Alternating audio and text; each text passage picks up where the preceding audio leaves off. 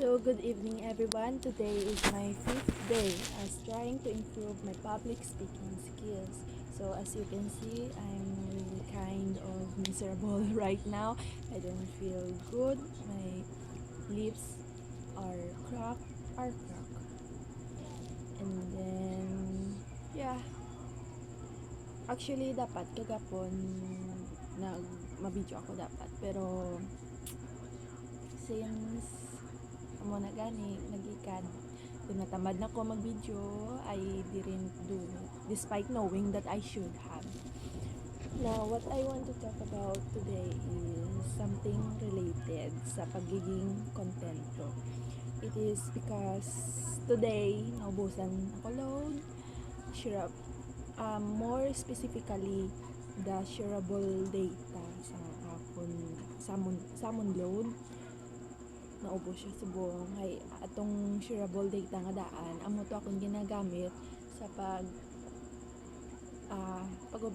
paglantaw sa or paggamit sa mga entertainment such as playing Clash of Clans, playing Magic Chess, and reading manhwas. So since naubos siya subong Facebook na lang gid ang akon nga kaya nga magamit sa akon together with my little sister. So there is something that I just thought after ako naubusan sang load. It is the sense of being contented of what you have.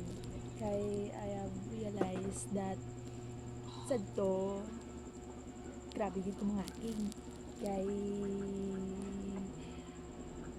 if maubusan ako sa load, I started to think na magpa-load naman liwat despite knowing na may arap ako isang other load such as the unlimited Facebook use.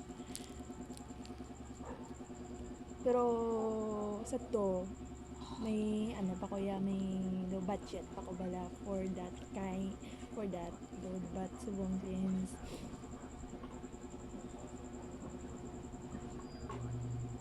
since why kami nga daan, I realized the essence of being content. So what I have realized is that I have been greedy, yes, and also very immature in the way that hindi ako kabalo kung paano makontento sa mga bagay na may ara ako. I keep begging or dreaming for more and more better things, more luxurious things instead of being thankful and grateful sa kung anong may ara ako. And I think that's something that I have realized just now lang. Now what I'm trying to say is that I will try to be more grateful gidya sa mga bagay nga may ara ako, the privilege that I have na gina-take for granted ko lang mga bagay nga sabi ko natural lang sad to, but if madula gali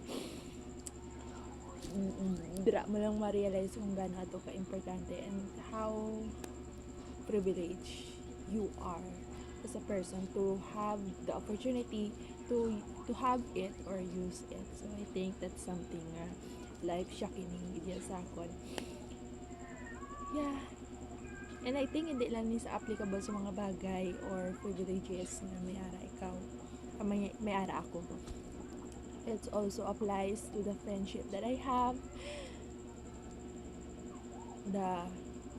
my one and only friend, or should I say best friend ba, that I really take for granted, not in a way that I take advantage to her, but in a way that I didn't really appreciate. I mean, I didn't totally look up or appreciate the things that she did.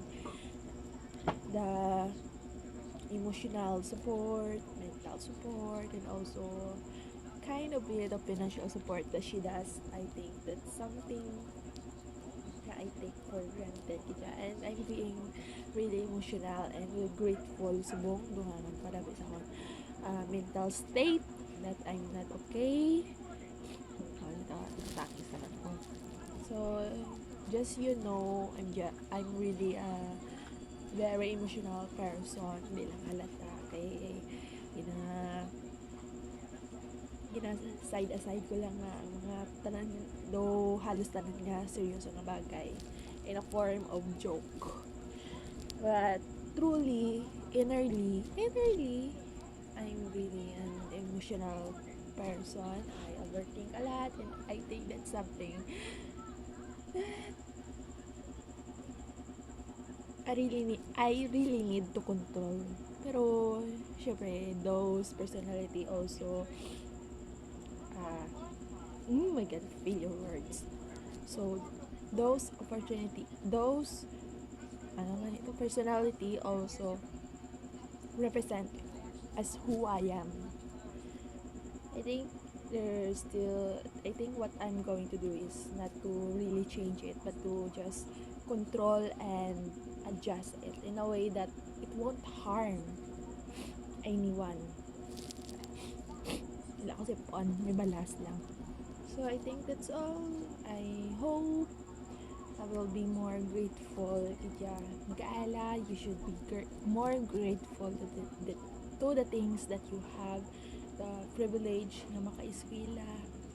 May nagapa-eskwela, all you have to do na lang gadya is to focus in your study, which is may mo man ging obra last year, but I hope this year, mga third year ka na, you will be more focused gid sa study and be more grateful sa mga bagay nga may ara ka, sa opportunities, sa privilege, and of course sa mga people nga greedy, mabuligan ka through anything.